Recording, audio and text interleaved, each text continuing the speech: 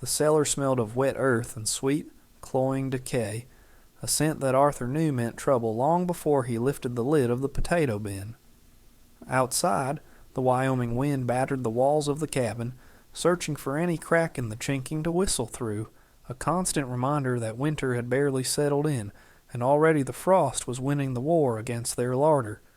Arthur held the lantern high, the flame sputtering in the draught, illuminating Clara's face as she stood wrapped in a heavy wool shawl, her breath misting in the cold air of the root cellar. She didn't look at the bin. She looked at him, her eyes wide with a quiet, terrified question she didn't need to voice. Arthur reached down, his rough gloves stiff with cold, and picked up a carrot from the top layer. It squished between his fingers, black slime oozing from the orange skin.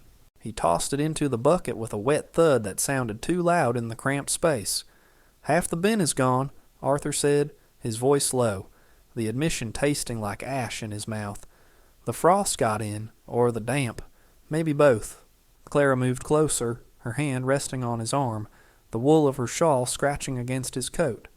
"We have the dried beans," she said, trying to inject a note of optimism into the gloom, though her voice wavered.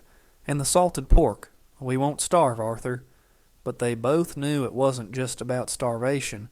It was about health, about the sickness that came when the greens ran out and the roots turned to mush. Last year, the widow Higgins had lost 2 teeth, and nearly her mind from the lack of fresh food by March. Arthur couldn't bear the thought of Clara facing that kind of depletion. He turned to her, the lantern light casting long shadows across the rough-hewn beams above them. "It's not enough," he insisted, the frustration tightening his chest. "I promised you a better winter than the last. I promised we'd be secure." He kicked the side of the rotting bin, a flash of anger breaking his usual stoic calm. The cellar was a trap, a damp hole that invited mold as much as it protected from freezing.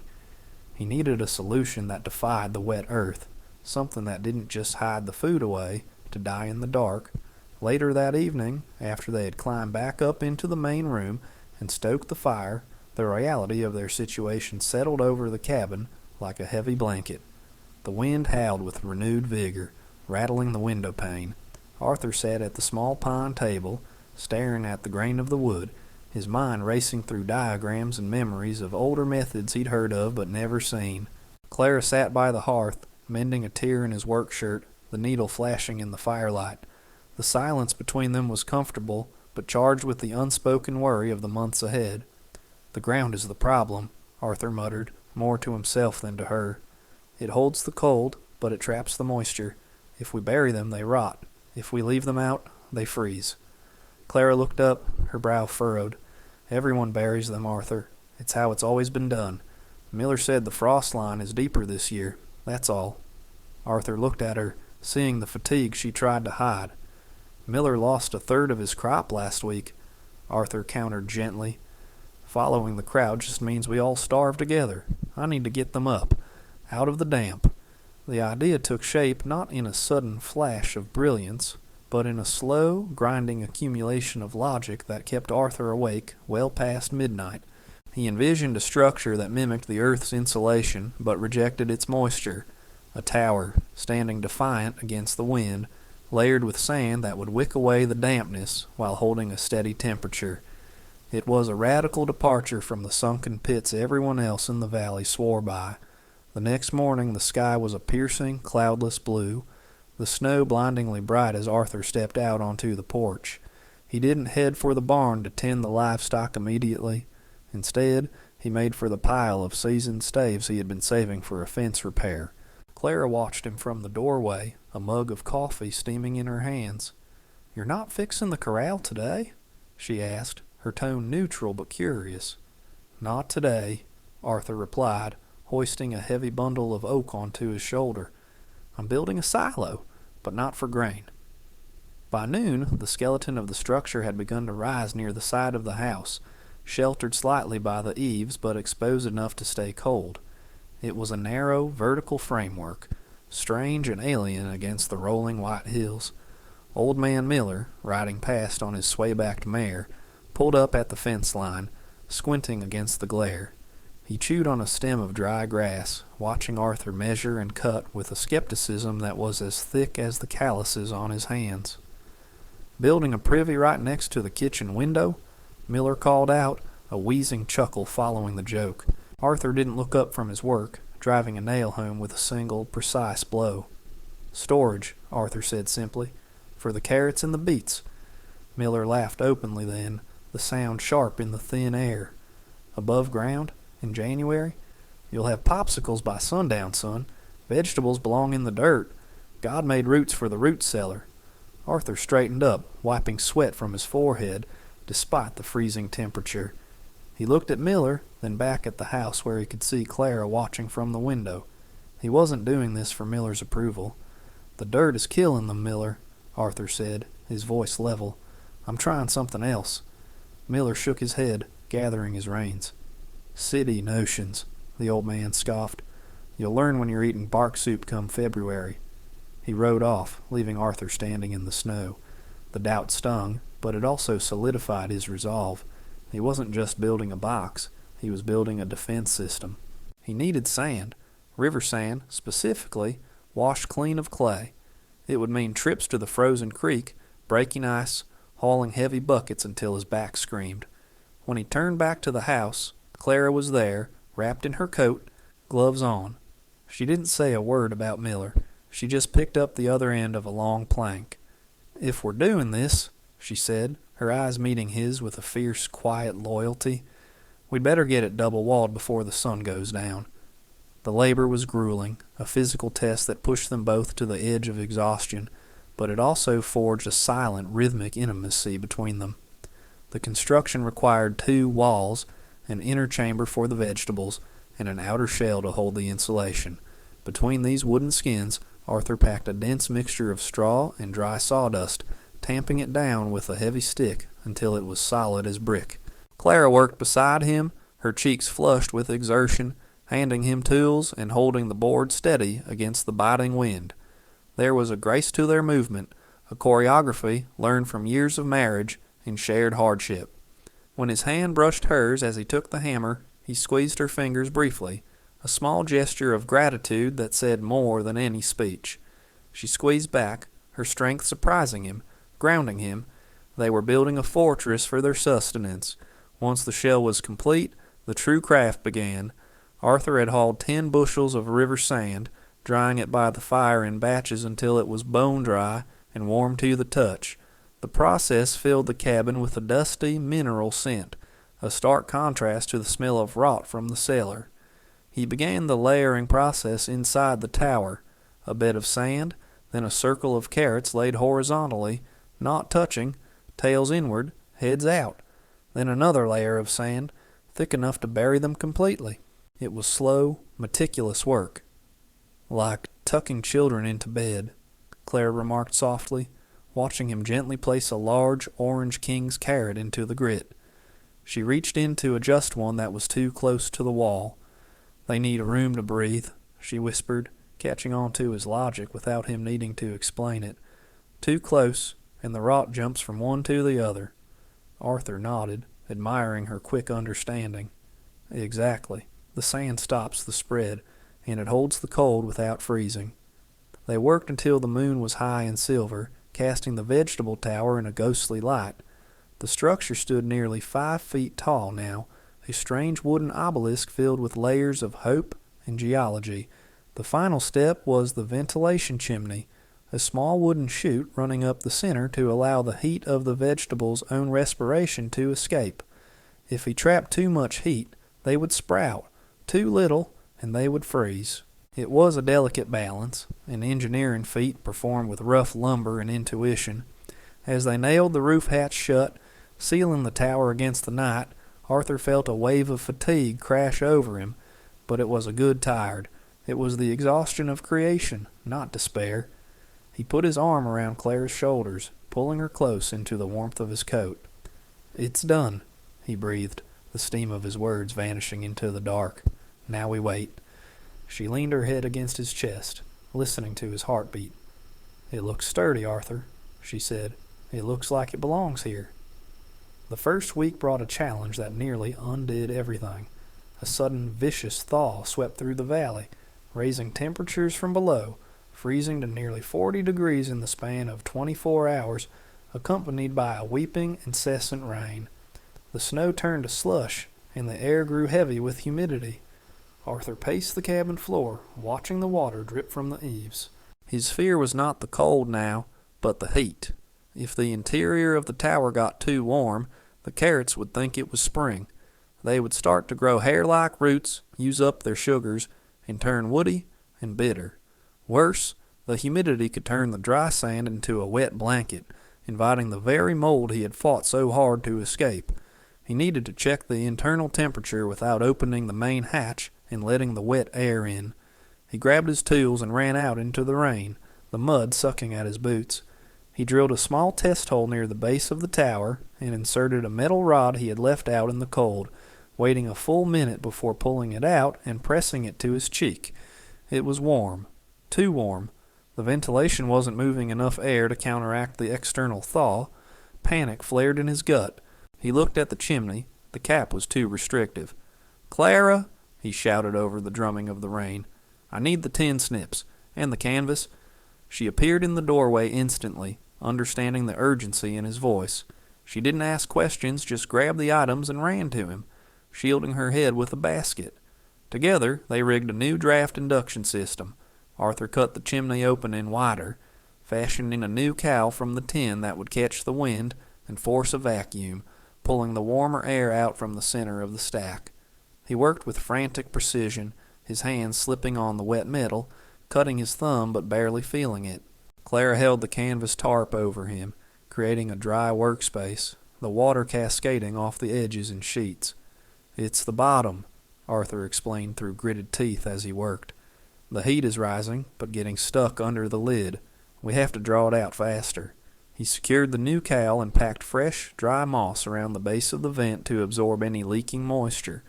As the wind caught the new tin shape, he heard a low, hollow whistle, the sound of air moving.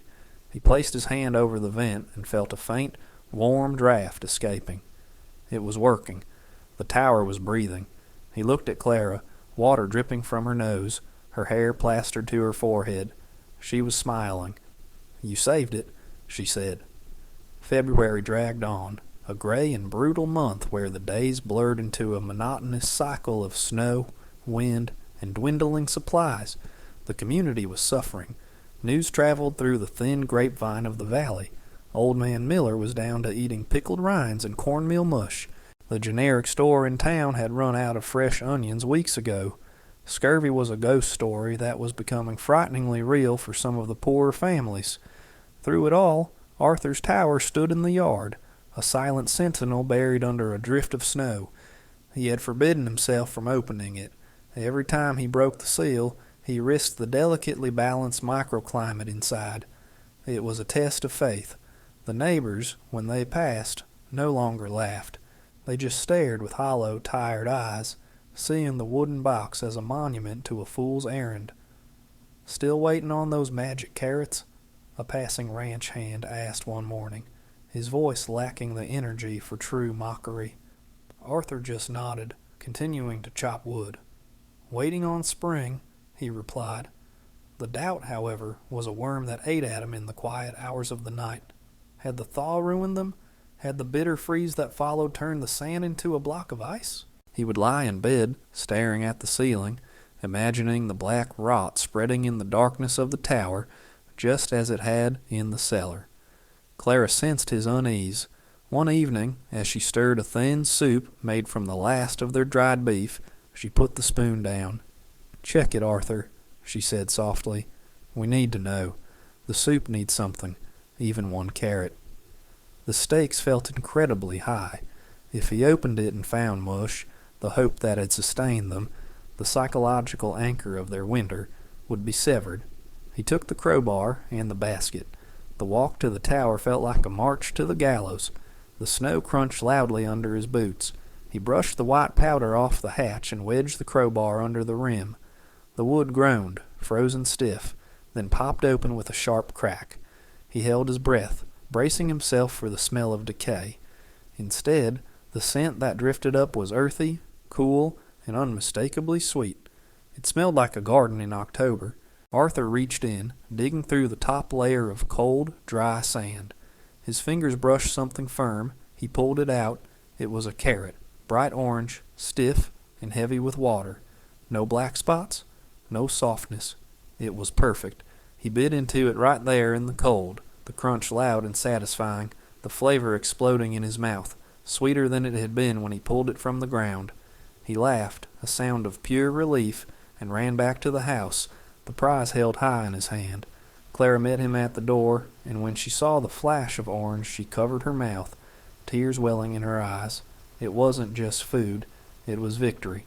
The weeks that followed the first tasting were characterized by a strange, suspended tension as the valley entered the Hungry Gap, that cruel, deceptive stretch of late March where the snow melts to reveal mud rather than grass, and the larder shelves are bare dust.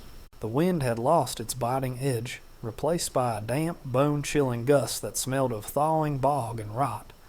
In the cabins scattered across the basin, the mood was grim. The winter had been long, and the traditional root cellars had failed almost universally. The frost line had dipped too deep, turning potatoes to black sludge and onions to papery ghosts. Arthur watched the chimney smoke from his neighbors' houses dwindle, a sign that they were conserving wood just as they conserved movement and energy. He and Clara were eating well, roasted carrots glazed with the last of the honey, carrot soups, and even raw shavings atop their morning oats. But the sustenance felt heavy in their stomachs when they thought of the silence in the valley. It was Clara who finally broke the standoff. She stood at the window one gray afternoon, watching a solitary rider struggle through the slush on the main road. "That's Miller's horse," she said, her voice tight. "But it's not Miller riding. It's his nephew. Miller hasn't been seen in 10 days. She turned to Arthur, her eyes fierce with the resolve that matched the strength she had shown lifting the timber beams. "We can't just eat while they fade, Arthur. The tower wasn't built to make us kings of a graveyard." Arthur looked at her, then at the tower standing stoic in the yard, its wood darkened by the wet season, but its integrity absolute. He nodded, feeling the weight of responsibility settle onto his shoulders, a different kind of burden than the construction, but just as heavy. "Pack the saddlebags," he said quietly. "Fill them to the brim." The ride to Miller's homestead was a slog through mud that reached the horse's fetlocks, the sucking sound of the earth providing a rhythmic backdrop to Arthur's anxious thoughts. When they arrived, the cabin seemed to crouch low against the ground, defeated. The air inside was stale, smelling of old wood smoke and sickness. Miller lay on a cot in the corner, his face gray and drawn, the skin around his eyes sunken and dark. His nephew, a young man named Thomas, sat by the cold hearth, looking helpless and hollowed out by hunger. He stood up quickly as Arthur and Clara entered, his eyes darting to the heavy bags Arthur carried. There was no pride left in the room, only the raw, animal need for sustenance.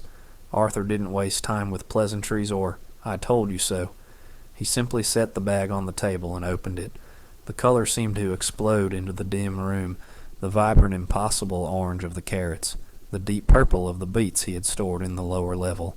Thomas stared, his mouth slightly open, as if looking at gold bullion. Miller pushed himself up on one elbow, squinting through the gloom. "Store-bought?" the old man wheezed, his voice thin and cracking. "You rode to the city?" Arthur shook his head, pulling a knife from his belt to slice a carrot into thick, crisp coins. The sound of the blade moving through the fresh vegetable was sharp and loud. "From the yard, Miller," Arthur said softly, handing a slice to the old man. "From the tower you laughed at." Miller took the piece with a trembling hand. He put it in his mouth, chewing slowly. The crunch was audible. A tear, unbidden and stark, leaked from the corner of his eye and tracked through the grime on his cheek. It was the taste of life in a room that had been preparing for death. News of the miracle vegetables moved faster than the spring thaw.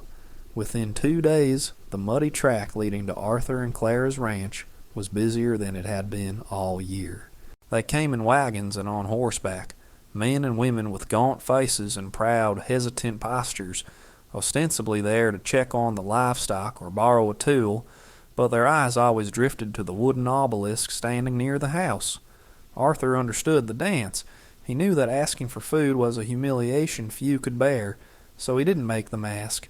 He turned the opening of the tower into a public event, a demonstration of method rather than a charity line. He stood by the hatch, crowbar in hand, with Clara beside him holding a basket. "The trick isn't the wood," Arthur explained to the small crowd of neighbors, including a recovering miller who sat wrapped in a blanket on a wagon bench. "It's the sand and the separation." He pried the hatch off, the smell of fresh earth wafting out to the gathered audience.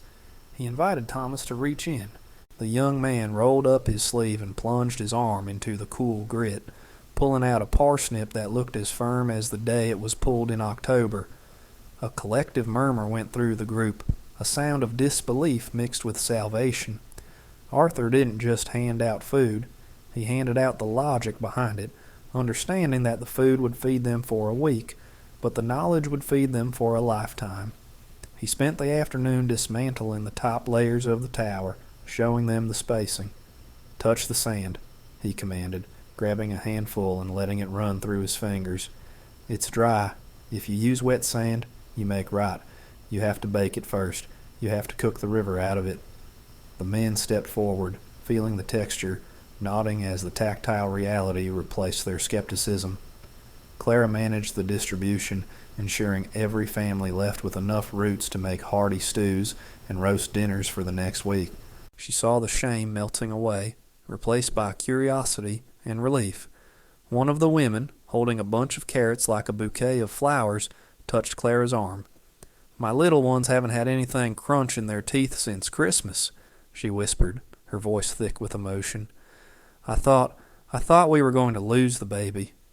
Clara squeezed her hand, her own throat tight. "Not this year," Clara said firmly, "and never again, if Arthur has his way." As the sun began to set, casting long shadows across the melting snow, the tower was half empty, but the community was full. They rode away, not just with food, but with a plan. The mystery had been broken, replaced by engineering. By the time the true spring finally broke, turning the valley green and swelling the creeks with snowmelt, the dynamic of the ranching community had fundamentally shifted.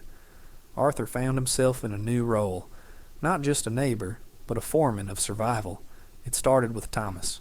The young man showed up one morning in May, not with a beg for food, but with a wagon full of raw lumber and a request.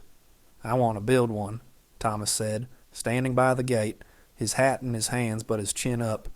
"Uncle Miller says we have to, but I want to do it right. I want to do it exactly like you did." Arthur looked at the lumber. It was green, unseasoned pine. A mistake, but instead of sending the boy away, Arthur opened the gate. "That wood will warp," Arthur said, walking out to meet him. "It'll shrink and let the air in, and your crop will freeze. You need seasoned oak or cedar, and you need to start drying your sand now, not in November." He spent the next week helping Thomas and then another neighbor creating a template for the construction. The process became a communal ritual. They gathered at the creek bed, not to fish, but to shovel the heavy, silty sand into buckets. Arthur taught them how to wash it, swirling the pans to float off the clay and organic matter that would harbor bacteria. It was back-breaking work, standing in the cold, rushing water, legs numbing, backs aching, but no one complained. The memory of the Hungry Gap was too fresh. They treated the sand preparation with the same reverence usually reserved for cleaning rifles or shoeing horses. It was a life-critical maintenance task. Arthur moved between the groups, correcting their technique. "Too much mud left in that batch," he'd say, pointing to a cloudy swirl in a bucket. "Mud holds water. Water is the enemy. Wash it again." He saw the fatigue in their faces, the same fatigue he had felt, but he also saw the determined set of their jaws. They were inoculating themselves against the fear of winter. Clara, meanwhile, held court with the women, teaching them how to select the vegetables for storage. "Don't wash the carrots before you pack them," she instructed, holding up a sample in the sunlight. "Leave the garden dirt on the skin. It protects them. Just cut the greens off an inch from the crown." The transfer of skills was total. The secret was becoming standard practice. Summer burned hot and dry that year, a scorching season that tested the crops and the patience of the ranchers. But the anticipation of the harvest had changed. There was no longer the dread of the race against the rot. As September cooled into October, a new landscape emerged in the valley. Beside nearly every cabin, a vertical shadow rose, some taller than Arthur's, some stouter, but all built on the same principle of double walls and ventilation. The harvest became a coordinated effort. Families moved from farm to farm, pulling the root vegetables from the ground, letting them cure in the sun for a day, and then the solemn, quiet work of packing the towers began. It was a rhythmic, almost religious ceremony. Layer of sand, layer of roots, layer of sand. The sound of shovels moving grit was the soundtrack of the autumn. Arthur rode out one evening to check the perimeter of his land, stopping on a ridge that overlooked the cluster of homesteads below. Smoke curled from the chimneys, peaceful and steady. He could see the silhouettes of the towers standing guard beside the houses, rigid sentinels against the coming dark. He felt a profound sense of quiet satisfaction. It wasn't pride in being the smartest man in the valley. It was the relief of knowing that his neighbors would be safe. He wouldn't have to look into the hollow eyes of a starving friend again. He wouldn't have to carry the burden of being the only one with a full belly. The community had engaged in a collective act of adaptation. They had stopped fighting the earth and started using it. When he returned to the barn, Clara was waiting for him, holding a lantern against the deepening twilight. She looked at him, seeing the peace in his face that had been missing for years. "They're all finished," she said softly. "Thomas just finished capping his vent. He used copper." Arthur chuckled, dismounting and patting his horse's neck. "Show off," he murmured, but his smile was genuine. "Copper draws better than tin." He was listening. They walked to the house together, passing their own tower, now filled and sealed for the coming season. It wasn't an experiment anymore. It was just the pantry. Years slipped by, as they do in the high country, marked less by calendars and more by the severity of the snows and the height of the rivers. The harsh edges of the valley life were smoothed down by the rhythm of routine and security. The vegetable towers became as ubiquitous as the corrals and the water troughs.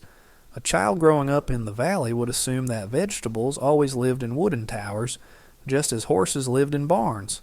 The Arthur method lost its name, simply becoming the way we keep roots, a piece of cultural knowledge as fundamental as how to cure ham or stitch a wound.